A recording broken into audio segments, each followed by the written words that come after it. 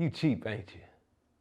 You don't want to keep going to the studio, paying all them hourly rates. And you don't even like paying producers. You get all your beats off YouTube, huh? Well, for all y'all cheapskates out there, I'm gonna show you how you can just go ahead and put your own studio in your crib, man.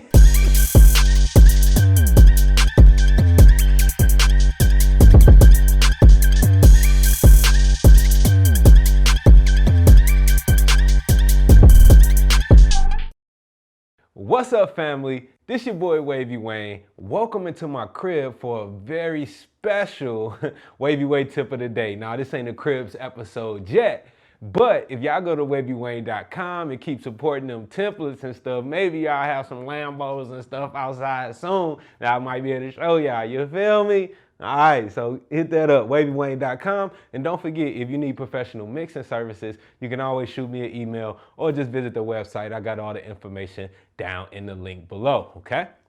So, building a home studio is pretty easy. Everybody seems to be doing it, but not everybody is doing it right.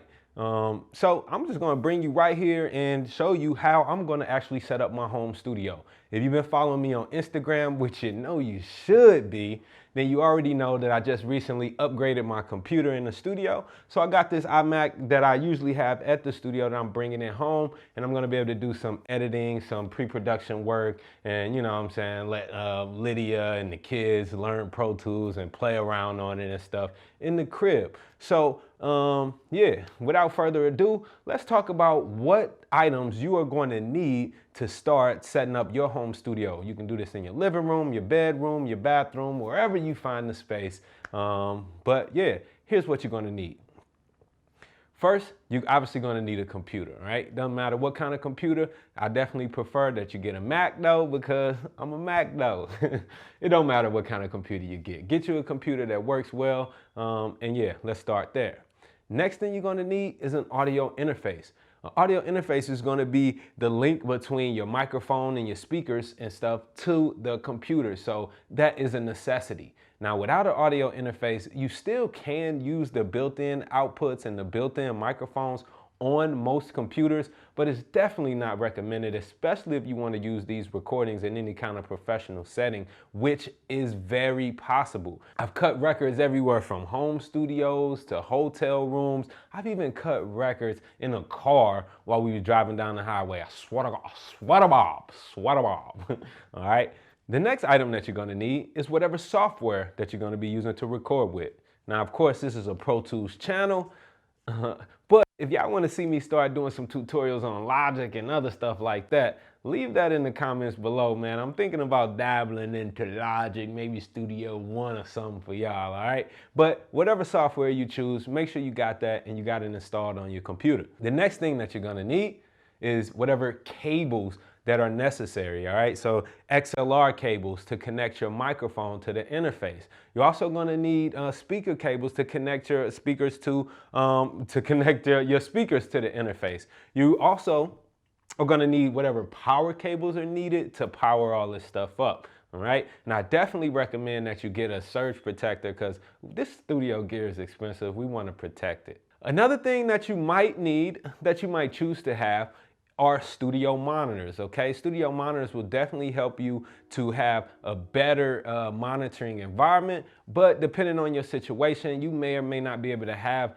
studio monitors if you live in an apartment or if you have neighbors or something like that that would prevent you from having those studio monitors.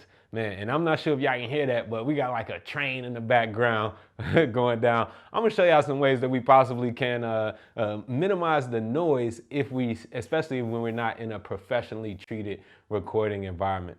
Another thing that you're definitely gonna need is headphones, okay? Maybe one pair, maybe two pair. If you're the artist and the producer and the engineer, then you just need that one pair of headphones. But if you're gonna be recording somebody else in your home studio, maybe making it a small business inside of your house, then you're definitely gonna need multiple pairs of headphones because, again, without an isolation booth, it's gonna be impossible for you to play back the audio out loud while somebody is actually standing right next to you with a microphone recording, okay? We don't want that kind of feedback happening. So make sure that you get some good quality isolation headphones. Now, You're obviously going to need a microphone, okay? So whatever microphone you choose is going to be up to you. I definitely recommend that you choose a microphone that's not too sensitive. Don't go out and spend $10,000 on a Sony C800 and put that in your home studio. You're going to hear everything. You're going to hear the neighbor baby crying if you get that microphone and put it in your house, okay? Get a microphone, a decent microphone. Don't just go the cheapest that you can, but understand that the more sensitive the microphone is picking up all the nuances in your voice, is also going to pick up all the nuances in your recording environment. That could be the floor creaking, it could be the air conditioner, it could be a fan, it could be a truck driving by blowing its horn, okay? So be conscious of the type of microphone that you choose when you are recording in an untreated environment. Now, unless you got a handheld mic like a SM57 or something, unless you're gonna be rocking one of these for your session, then you're definitely gonna need a microphone stand. So having a good sturdy microphone stand is also gonna help reduce some of that rumble and and give you, what you need to support your microphone. All right, so I think that's all that we actually need. There may be some things missing. If I missed anything that you feel like we definitely need in this home studio, make sure you leave a comment below. Otherwise, let's go ahead and take a look at how we're gonna get started with setting this joint up. So first thing first, I got my computer. Now, I'm gonna go ahead and grab my audio interface over here. Just got it sitting off to the side. I'm gonna be using the UAD Apollo Twin, okay? This is a super dope interface. I've had this for a few years, but this is perfect, okay? It doesn't matter which interface you got. Maybe you got a Scarlett or who knows, you got an Inbox. I don't know what kind of interface you got, but you're definitely going to need an interface and whatever cable is needed. This interface connects via a FireWire to my computer, and it has a power cable as well. Some interfaces are just USB powered or bus powered where you can just plug it in and play. Those are great. This one actually requires some external power, so I'm gonna go ahead and get this connected first. I got the cable, so the first thing I'm gonna do is connect the power cable to the Apollo. Again, your interface may or may not require external power, but this one does, so let's go ahead and connect the power first. I'm gonna connect the power cable to the Apollo. It just goes in and this clicks nicely. I love power cables that give you a nice little twist so that they don't accidentally come out and pull. I hate the little cheap joints that just pull out all easily. Pause. But yeah, so I'm gonna do that, and then let me just drop this below and plug this up into my surge protector.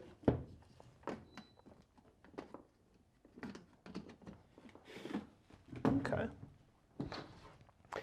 And then the next step, I'm going to take the lightning cable that is also needed to connect this to the computer. And I'm just gonna plug this lightning adapter right up to cable right up to the interface first, and then into the back of this iMac. It's important to keep your cables neat, right? And put them behind the table. You don't want to be tripping over them, or especially since we're in a home environment, you don't want your kids to walk in and trip over anything and bring the whole system down, and you got to trade them in. The kids, that is. All right, so I got my audio interface set up.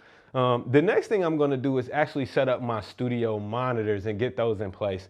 Now, this is a little makeshift folding table that I just had laying around the house. So this is what I'm going to be using for now until I decide to upgrade the table. You may be using a table, a desk, a dresser, or whatever. You got to use what you got till you get what you want. So with that being said, yeah, I got my KRK Rocket 5s. Yeah. I took these out my studio. I got a bunch of old studio gear that's laying around. But on the back of here, we have the power cable. So I'm gonna go ahead and connect those first. And then I'm gonna connect the inputs here from the out of the audio interface. And we'll see about those. I'll show you the cables and everything that you need to use for that. But as you can see though, while we're here though, it uses either a balanced TRS cable or an XLR cable. Now I'm just gonna be using the TRS input because the outputs on the Apollo is a TRS 1/4 inch. So I'm just gonna keep that simple. Now I could have had a little cable that goes from TRS to XLR, but I got TRS cables, so I'm using TRS cables. Again, use what you got. So there we go. Now, I also had these, they're a little dusty. I also had these little isopods, isoacoustic isopods laying around my studio because I used to use these there. But these are great for decoupling your studio monitors from the table that you're in. And actually, I'm really going to be using these to help, mainly to help raise the monitors up because they are so low on the table. As far as width, yeah, it'll be about right. I'm pretty close to these monitors. You know, we want that equilateral triangle. So equal distance from each monitor to you from the monitors, right? Y'all know about that. If you don't, leave a comment and I'll make a video one day on setting that up properly. But I'm just using these isopods and you'll see what I do with them here. I'm just gonna pop one right there. And I want these angled, I want my monitors to be angled in toward me, toward my ears. You want your monitors to be pointed toward your ears a little bit. So there we go, that's my first monitor there. And then I'll just set up my second one over here. And again, the first thing that I'm going to do is just go ahead and connect the power cables to each one of these to the surge protector, and then I'll connect the audio cables to them. Like I said before though, the studio monitors are definitely optional. If you don't have studio monitors, headphones are gonna be fine. And at least maybe you will work your way up to getting some studio monitors. That's cool too, but headphones are good. You're gonna be doing most of your work in the headphones because I think of this home studio as more like a pre-production phase. You can get some recordings as long as you know how to record, get some good clean recordings, and then take it to a professional mix engineer to have them mixed properly for you, all right? So let's just go ahead and connect these power cables.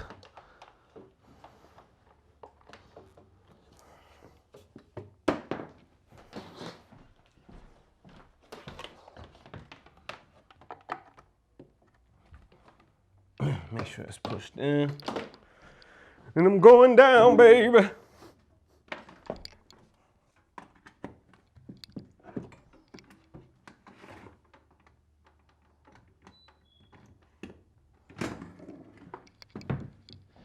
All right, I just need to double check this one. Cool. All right, so the power cables are in. Next is gonna be the audio cables. So let's take a look at the back of the Apollo. Lydia, I'm not sure if you could zoom in on this a little bit.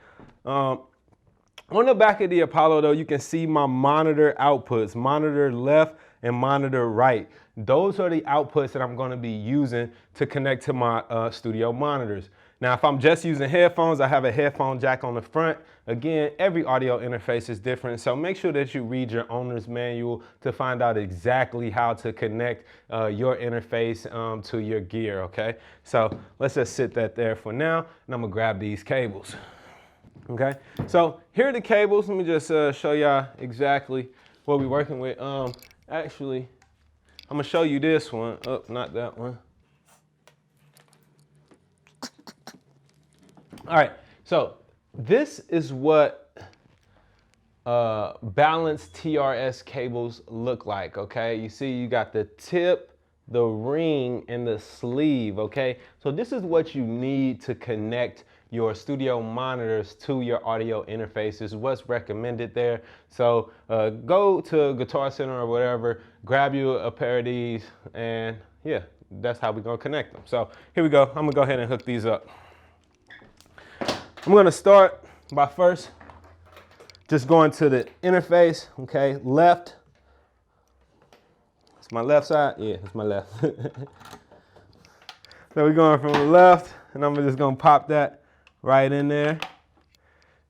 And then I'm gonna put the one that goes into the right there as well.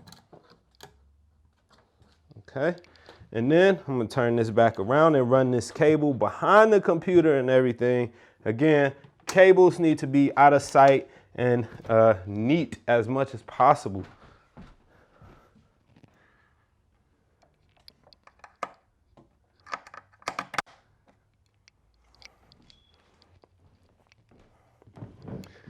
Cool. So far, so good. The next thing we're gonna do is talk about microphone placement. Now, obviously I'm in an untreated room, and you probably can hear some of the reflections in here. We got hardwood floors, and it's a very spacious living room area that I'm in. But with that being said, I have a reflection filter. Oh, let me show y'all that actually, because this is another thing that you could use. I'm gonna be using this reflection filter when I set my microphone up, right? They sell these all over. This is one made by a company called Sterling. They're not too expensive, but what this will help do is, and you probably can't even hear it right now with my microphone that I'm wearing on my shirt here, is that it will stop the room reflections from coming back into the microphone.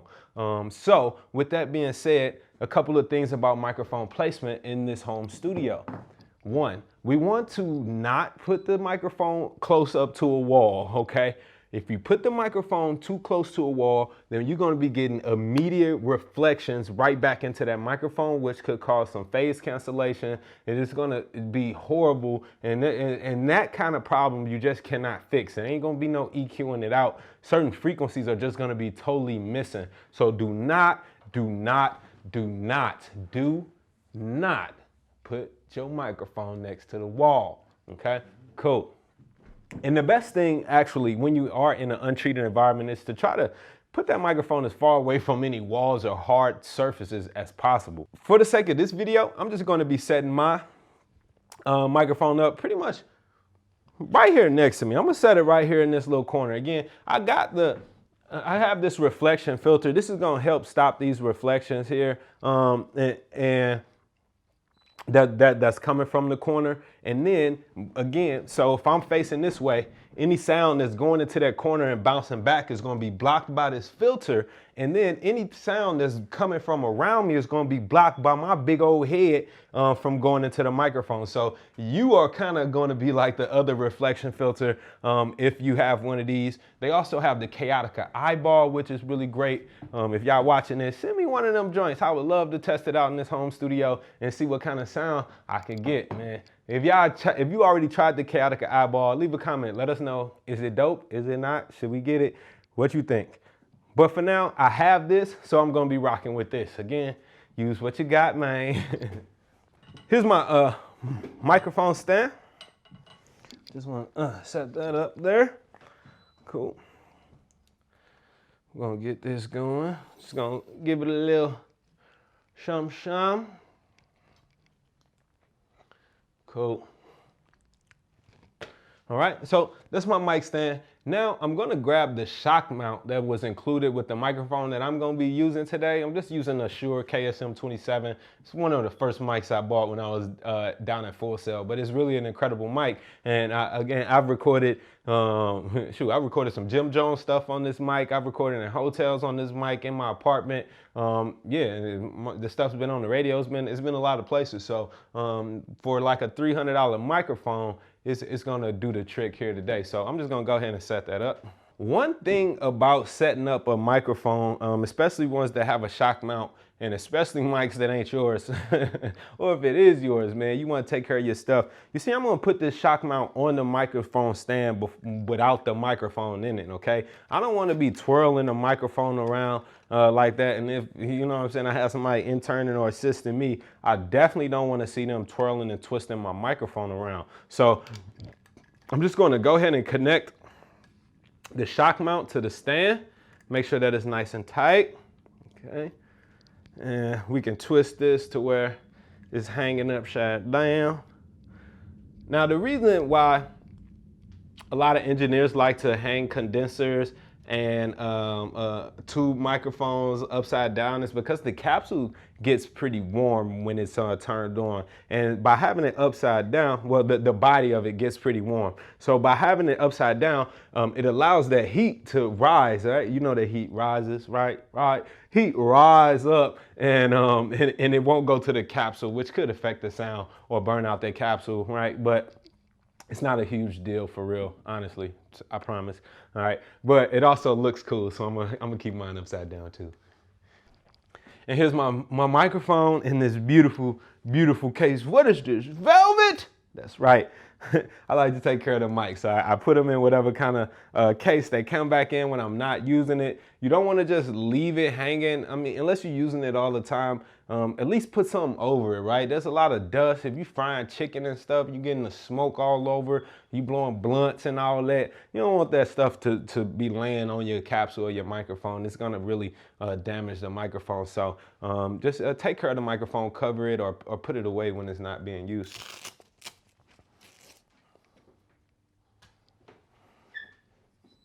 So I'm just gonna go ahead and connect the microphone to the mic stand. Make sure that it's tight.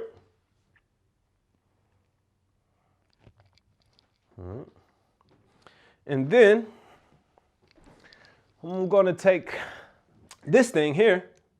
It's called a pop filter. And I'm gonna connect this pop filter to my microphone stand, okay? Pop filters are good for catching the plosives, right? You don't want all of the P's and the B's and stuff like that. They cause some real low end interference that we really try to keep out of our recordings. So that is why it's so good and necessary to record with the pop filter whenever you have vocals. So as you see, this is one of my old pop filters, but you know what? It's still gonna work. We're gonna just tighten that thing back up. Act like that never happened.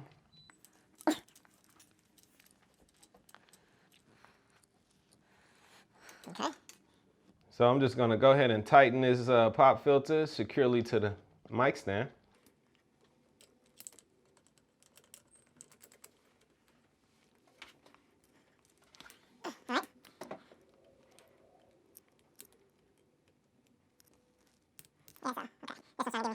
Ooh, that'll do. So a good rule of thumb here, let me just turn this to the side. You want to always make sure that you have about a fist distance from your microphone to the actual caps, from the pop filter to the microphone. Okay, you don't want to just have it sitting right up against the microphone. That pretty much defeats the purpose. So you want to keep a fist distance between the microphone and the pop filter at all times. All right. And it's also good too, if you would pan down here, Lydia, to make sure that the weight of the microphone is on one of the feet, right? You see how the front of the mic is on the foot of the mic stand, so that the mic stand, it ain't, see that, is supported. If it was in the gap right here, it could easily tip over, but by the weight being supported by the foot, I'm gonna be good, all right? So next, you definitely want to put the reflection filter. And honestly, you probably want to do this before you put the actual mic on, especially if you're not very careful, because you don't want to be doing so much around the microphone and accidentally bump it or something and knock it down. But I'm a professional and I can do what I want to do, you feel me? So here's my reflection filter. I'm just going to tighten that down onto the mic stand as best as possible to where the microphone is in the middle of this, right? You don't want it to be too high or too low and defeat the whole purpose of you even having it up, okay? So boom, boom, boom. Got my reflection filter, tighten that up. Got my pop filter and the microphone. So we looking good. The next step we're going to need to do is go ahead and connect our XLR cable to our interface, and then to our microphone, and then to our interface, and then we'll be able to load up Pro Tools or whatever other DAW you're using and start recording, baby. I got my XLR. You want to take the female end of the XLR and connect it to the actual microphone. You want to hear it click. Okay, just be careful of that. And then I'm just gonna take that cable, I'm gonna wrap it around here one time. That's just gonna be good in case anything fails with this mic stand or the shock mount or something like that. The cable being wrapped around this stand a little bit will help to catch it, and maybe the mic can just dangle. I learned all these precautions by working with very expensive microphones that I just would not by any reason want to see them fall. Yeah, especially the ones that weren't mine. So yeah, here we go. Uh-oh. Cool. So I'm just gonna now, let's run this cable. Let's see, let me move the mic a little bit. That'll be a decent home for it for now. And this could be next to your bed. If you're in a bedroom or something, you're probably gonna be better off because you have so much absorption in there with the bed being a nice bass trap. You got carpet being like, you know, a nice little absorption as well. I'm just gonna run this XLR cable back this way, over and under and up to my Apollo. Again, you can see, and I'm just going to connect the XLR right to mic line input 1 on the Apollo. Cool.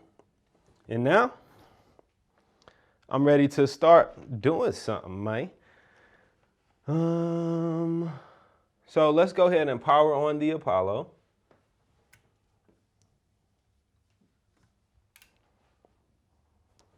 Once the Apollo loads up and turns itself on, well, or your interface, whatever it is, if you have a USB interface, then at this time, if it don't have a power switch, this is when you would just plug it in. And I'm just going to reach over here to the back and turn on my studio monitors.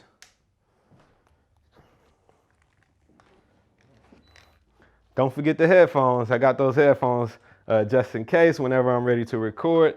Got those headphones. And I can just click it right here.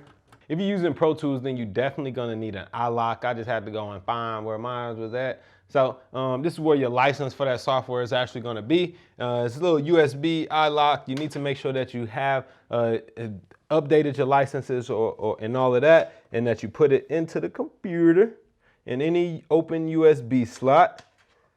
I really wish that Avid would get away from that. And then I'm just gonna go ahead and launch Pro Tools and confirm that everything is working.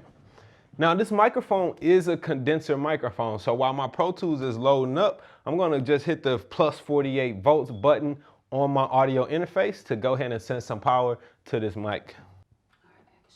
All right, so I got Pro Tools loaded up. I'm just gonna go ahead and create a test session, and we'll just save this to the desktop.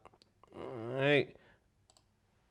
Again, if you need more information on how to actually record in Pro Tools, I have a full tutorial. I'll leave the link in the description, how to record in Pro Tools, how to set all those parameters and stuff that we just saw on that dashboard. I'll leave that link in the description, but I'm just gonna go ahead and get this started and just test everything out for now.